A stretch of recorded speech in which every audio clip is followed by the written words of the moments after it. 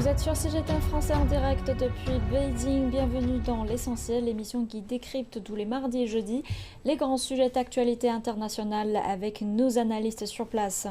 Le sommet de l'Organisation de coopération de Shanghai ou OCS de cette année se tiendra du 15 au 16 septembre à Samarcande en Ouzbékistan. Étant donné la turbulente situation mondiale actuelle, quelle est la position de l'OCS et quels sont ses objectifs? Nous vous invitons à participer à nos débats en envoyant des messages via nos réseaux sociaux. Et sur le plateau se trouve avec moi Nicolas Hirusin et Monsieur Ouzessien, commentateur de CGTN. Bonjour. Bonjour. Bonjour. À cette occasion, Wang Mengjie de CGTN s'est entretenu avec le secrétaire général de l'OCS au sujet de l'événement à venir et des derniers développements. On l'écoute. Quels sujets seront principalement abordés lors du sommet de l'OCS de cette année? Le sommet de cette année publiera la déclaration de Samarcande, qui sera une déclaration politique complète sur la position de l'OCS en ce qui concerne la politique internationale, l'économie mondiale et d'autres aspects. En 2007, l'OCS a publié un document très important, le traité de bon voisinage, d'amitié et de coopération à long terme, qui comporte un plan de mise en œuvre tous les 5 ans. Cette année, le sommet discutera de la formulation du plan pour la période 2023 à 2027. Les participants discuteront également du changement climatique, de la sécurité des chaînes d'approvisionnement, de l'énergie et de la sécurité alimentaire. Que pouvez-vous nous dire sur les plans d'expansion de l'organisation? Le protocole d'accord sur l'adhésion de l'Iran à l'OCS sera débattu lors de ce sommet. La Biélorussie a également déposé officiellement une demande d'adhésion à part entière. On dit qu'il y a une longue queue devant la porte de l'OCS et je pense que cette métaphore n'est pas exagérée. Pourquoi cela se produit-il? Je pense qu'étant donné les profonds changements mondiaux auxquels nous assistons, les membres de la communauté internationale attendent un nouveau type de relations internationales fondées sur le respect mutuel, l'égalité et les avantages réciproques qui sont l'essence de la charte de l'OCS et de l'esprit de Shanghai. Quel est votre avis sur les contributions de la Chine à l'Organisation de coopération de Shanghai? Au cours des 21 dernières années, la Chine a apporté d'importantes contributions aux valeurs de l'OCS et a également proposé une série d'initiatives de coopération constructive telles que l'initiative La ceinture et la route. En termes de réduction de la pauvreté, la Chine a éliminé la pauvreté absolue avec au moins 10 ans d'avance sur l'objectif de développement durable 2030 de l'ONU, un accomplissement salué par la communauté internationale. L'Ouzbékistan, qui assure la présidence tournante de l'OCS, a mis en place un mécanisme de travail pour la réduction de la pauvreté, un objectif qui fait également partie du processus de travail de l'OCS. Dans le cas de la COVID-19, la Chine a fourni des vaccins et du matériel anti-épidémique aux autres États membres de l'OCS. En tant que pays important de la région de l'OCS et membre fondateur de l'organisation, la Chine joue un rôle important dans le développement de l'OCS et je pense qu'elle apportera des contributions plus importantes à l'avenir. Dans le cadre de l'OCS, comment l'initiative La ceinture et la route et son interface fonctionnent-elles jusqu'à présent? Le point fort de l'initiative La ceinture et la route est l'interconnectivité, ce qui signifie coopération et multilatéralisme. Elle est étroitement liée à l'objectif de l'OCS et les États membres ont mis en œuvre l'initiative depuis qu'elle a été présentée pour la première fois, ce qui a conduit à une croissance du commerce, à une fluidité du fret et de la logistique, à une augmentation de la capacité de transport et à une stimulation des échanges culturels et du développement du tourisme. Tous les États membres ont donc des raisons d'être fiers de la mise en œuvre de l'initiative La ceinture et la route. L'OCS a été officiellement créé le 15 juin 2001 et faisait suite à l'organisation de Shanghai. Monsieur Wu, dans quel but cette organisation a été créée? Ça remonte de loin, en effet. Voilà. En effet, au début, c'était simplement un mécanisme de rencontre entre 5 pays voisins. La Chine, la Russie, voilà. Kazakhstan, voilà. Ouzbékistan et Pakistan. Pour parler de quoi? Pour parler de la confiance mutuelle autour des frontières. Pourquoi autour des frontières? Parce qu'après l'éclatement de l'Union soviétique, vous avez une série de nouveaux pays indépendants. Voilà, donc la Chine a eu en ce moment plusieurs nouveaux voisins Avant, c'était un seul voisin dans cette direction, l'Union soviétique, et maintenant, il y a plusieurs nouveaux pays. Bon, il était question, donc, à l'époque, de bien définir les relations de voisinage entre la Chine et les nouveaux pays indépendants. Il faut se rappeler qu'à l'époque, il y avait des problèmes entre la Chine et l'Union soviétique à la frontière. Vous vous rappelez? Bon. Après l'éclatement de l'Union soviétique, mais aussi avec l'évolution de la situation internationale, avec la fin de la guerre froide, tout a changé. Il était question de redéfinir les relations de voisinage entre la Chine et ces pays nouvellement indépendants. Donc au début, c'était pour ça. Voilà. C'est-à-dire les mesures de confiance réciproque, la réduction des forces à la frontière pour éviter des problèmes. Et puis, en 2001, justement, un autre problème s'est posé, le problème du terrorisme. Alors, les pays en question faisaient face au même défi du terrorisme. Il y avait les besoins communs de ces pays de lutter contre le terrorisme. Et c'est dans ce contexte que l'OCS est né. Voilà. Ouzbékistan, à ce moment-là, a rejoint le mécanisme initiative. Bon, c'est devenu donc 6 pays membres fondateurs pour l'OCS. Et après, vous savez, il y a eu aussi 2 nouveaux membres, le Pakistan et l'Inde. Bon, maintenant, c'est une organisation qui compte aussi 4 observateurs et 9 pays qui sont partenaires de dialogue. Donc c'est une organisation qui prend l'ampleur. Voilà. Bon, alors, mais le but essentiel ou fondamental, c'est quand même la sécurité. C'est-à-dire, puisque tous ces pays membres ont les mêmes besoins d'assurer la sécurité de leurs pays respectifs. Donc, c'est une organisation qui est là pour jouer le rôle de la lutte contre le terrorisme, pour assurer la sécurité de tous les pays membres. Et donc, comme vous dites, la sécurité a toujours été un dossier prioritaire de l'OCS. Et comment l'OCS peut-elle jouer son rôle pour assurer justement la sécurité et la stabilité régionale? Justement, la lutte contre le terrorisme nécessite une coopération de tous les pays du monde. Le terrorisme n'a pas de frontières. Vous le savez, ça peut se produire, des actes terroristes peuvent se produire partout dans le monde. Et aucun pays ne peut venir à bout au terrorisme seul. Il faut absolument que tous les pays du monde coopèrent. Et justement dans cette région, puisque je vous ai dit, il y a des raisons historiques qui nécessitent une coopération entre les pays voisins dans la région pour la lutte contre le terrorisme. Donc, les pays concernés doivent d'abord échanger, par exemple, des informations. On a connu des terroristes qui traversent les frontières. Dans ce cas, il faut échanger des informations, et il faut mettre la main sur les terroristes.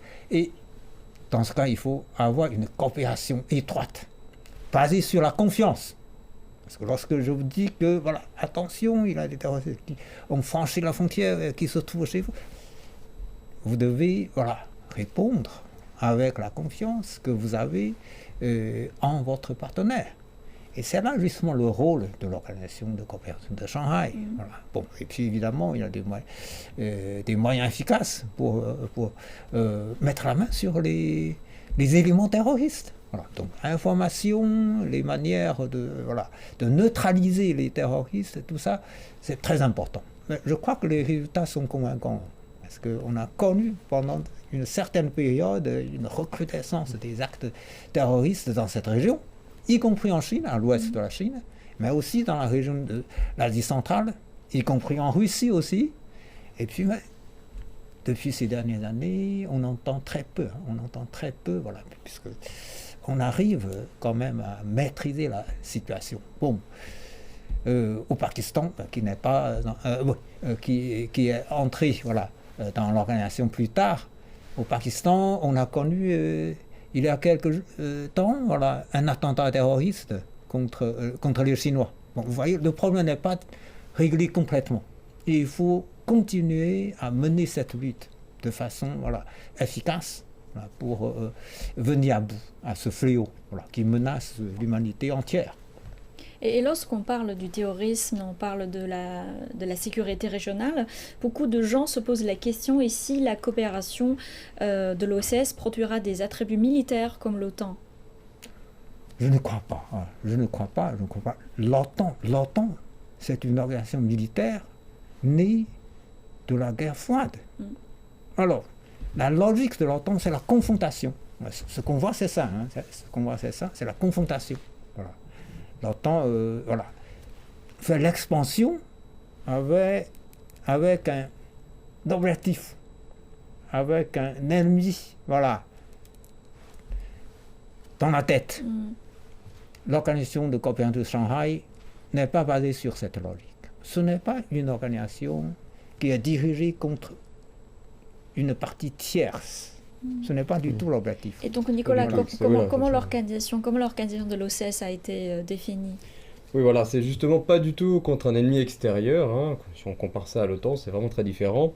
Comme M. Wu l'a dit, c'est d'abord des raisons de sécurité au niveau du séparatisme et du terrorisme. Donc voilà, en fait, c'était d'abord sécurité et également une sécurité au niveau de tous les pays pour qu'il y ait une sorte de confiance mutuelle, qu'on puisse se parler sans qu'il y ait jamais de risque de conflits frontaliers qui peuvent toujours advenir, surtout quand il y a des nouveaux pays, suite à l'explosion de l'URSS.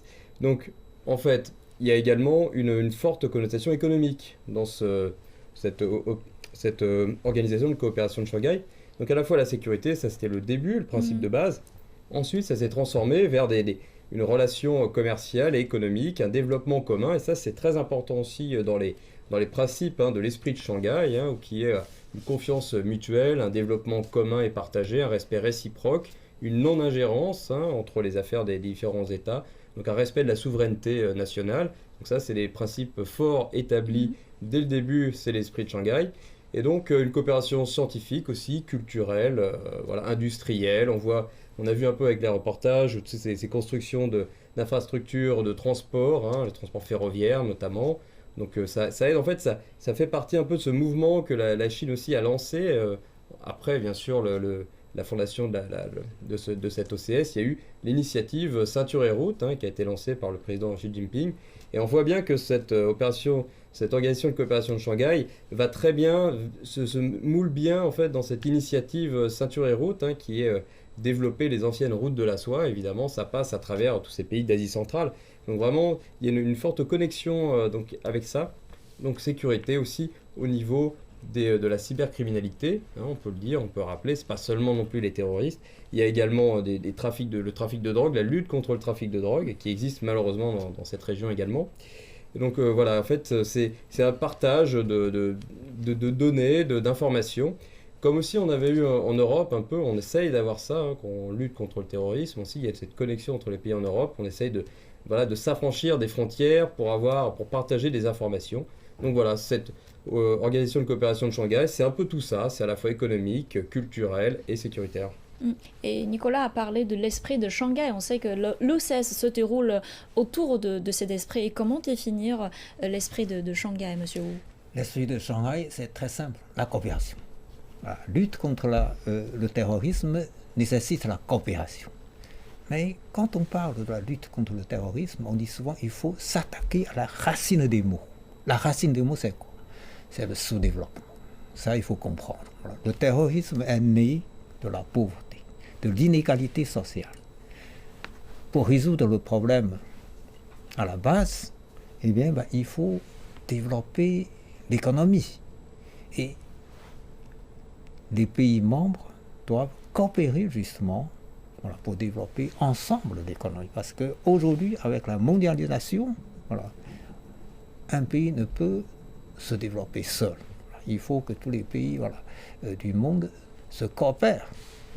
Donc, à partir de la nécessité de la lutte contre le terrorisme, d'autres domaines de coopération se développent aussi, comme Nicolas a mentionné. Et c'est tout à fait logique. C'est tout à fait logique, puisque voilà, tous ces aspects sont liés.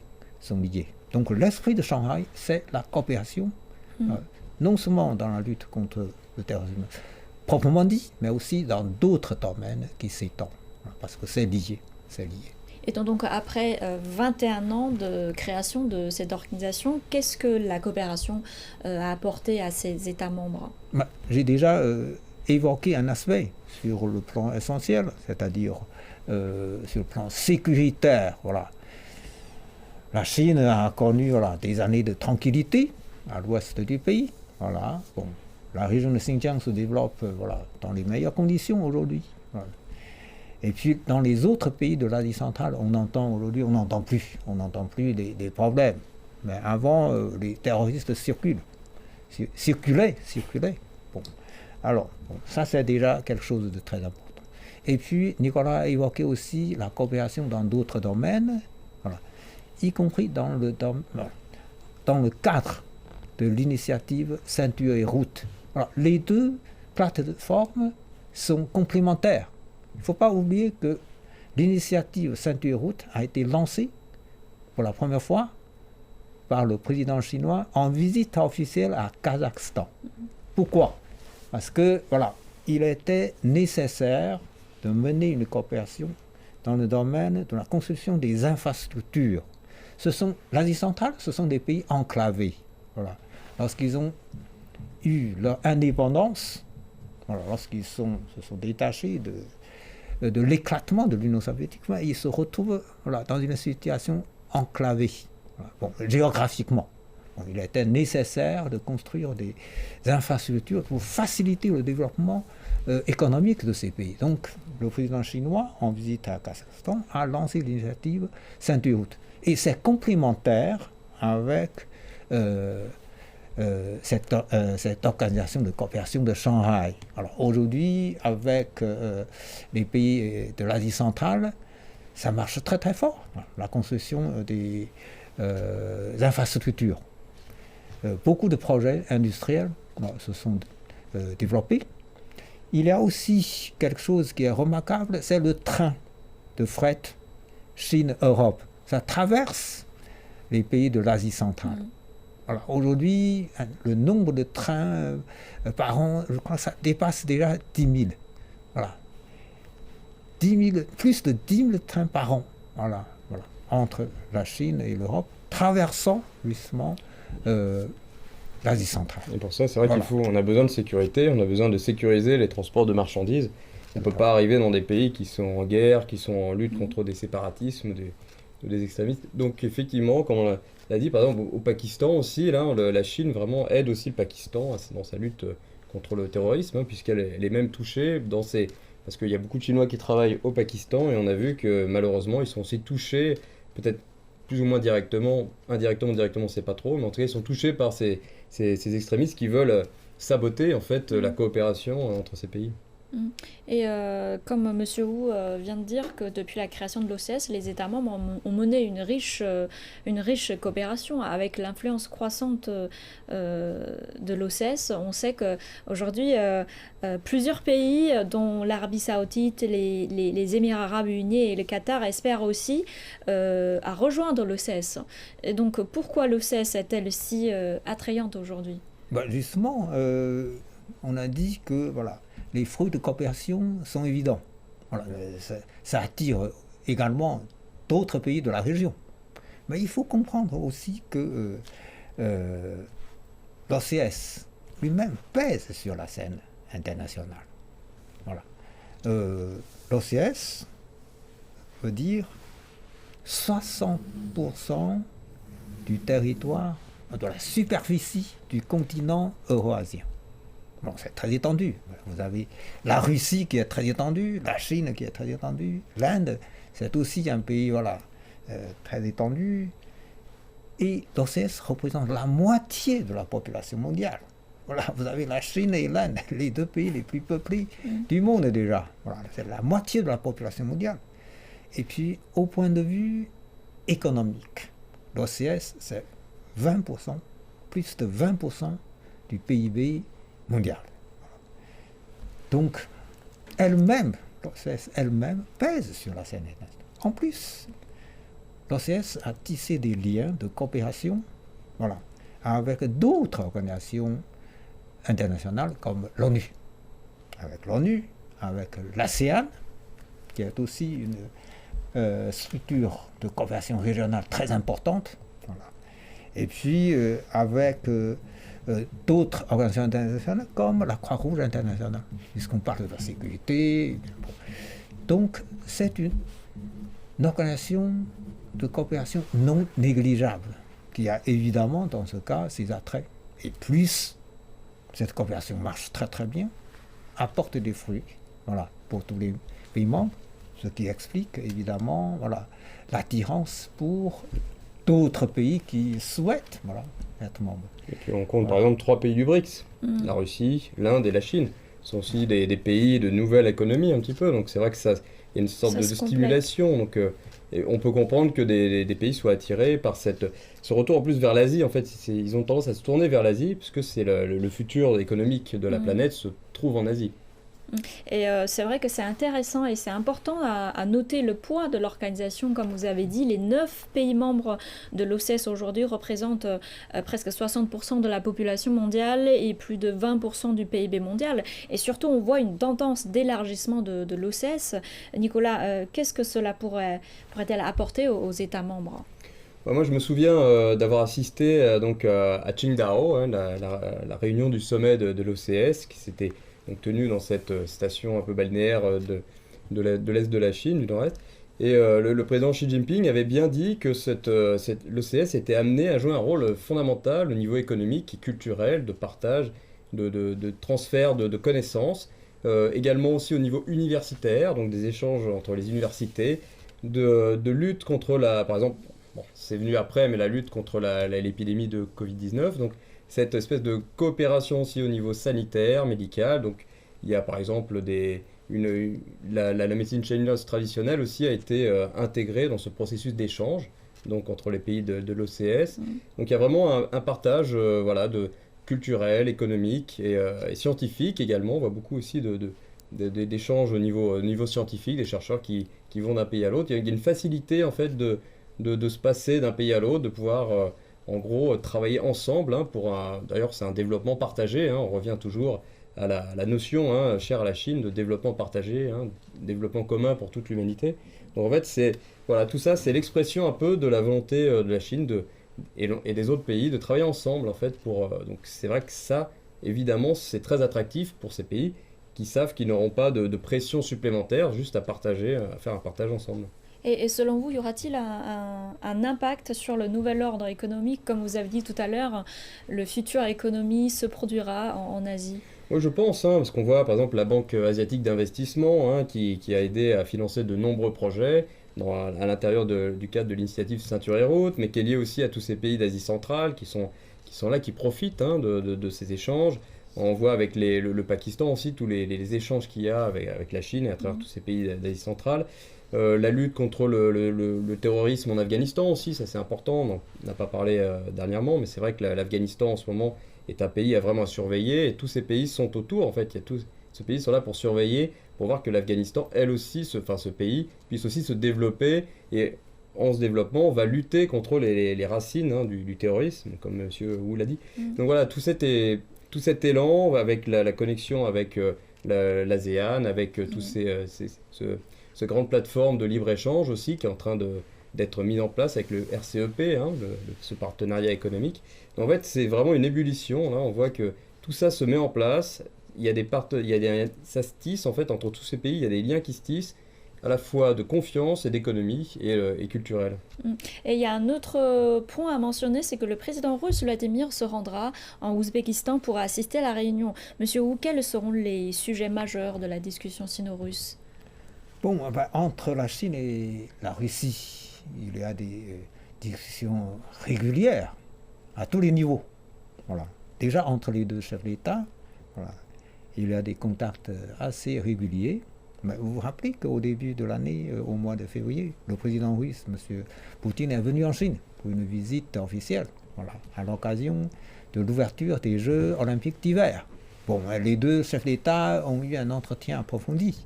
voilà, pour parler aussi bien des dossiers internationaux que des relations bilatérales. Et en plus, voilà, à cette occasion, les deux parties ont publié une déclaration commune. Voilà.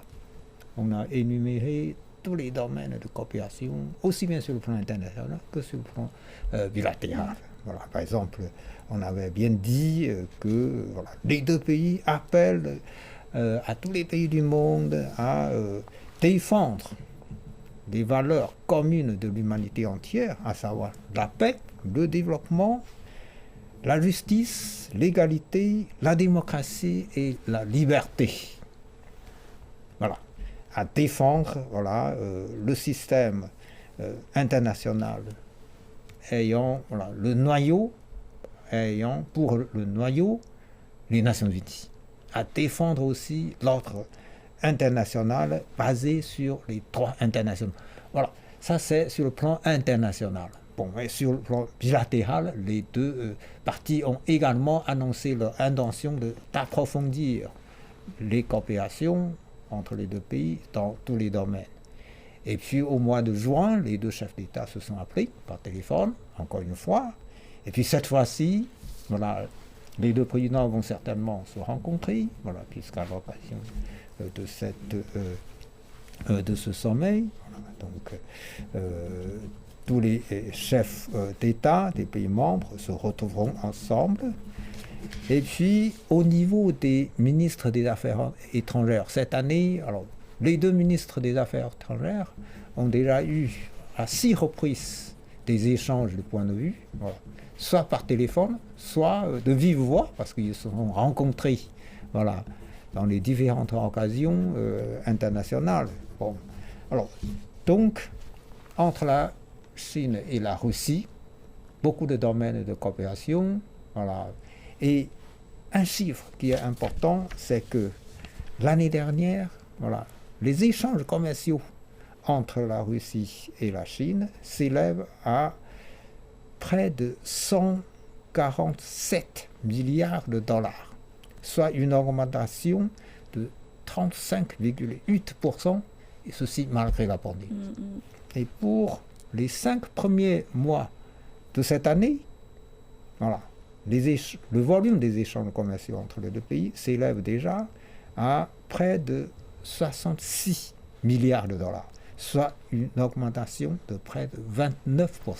Vous voyez, ça marche très fort, la coopération entre les deux pays. On peut croire que les deux pays fondateurs de l'organisation vont se projeter dans un avenir très prometteur, non seulement au niveau sécuritaire, mais aussi économique et commercial. Tout à fait. Tout à fait. Et avec l'élargissement du sommet, l'OCS ajustera son positionnement et ses objectifs en réponse à l'évolution de la situation internationale et jouera un rôle plus actif dans le traitement des questions régionales. Merci Monsieur Wu, merci Nicolas, votre partage. C'est la fin de cette émission. Je vous retrouve jeudi pour une nouvelle édition de l'Essentiel.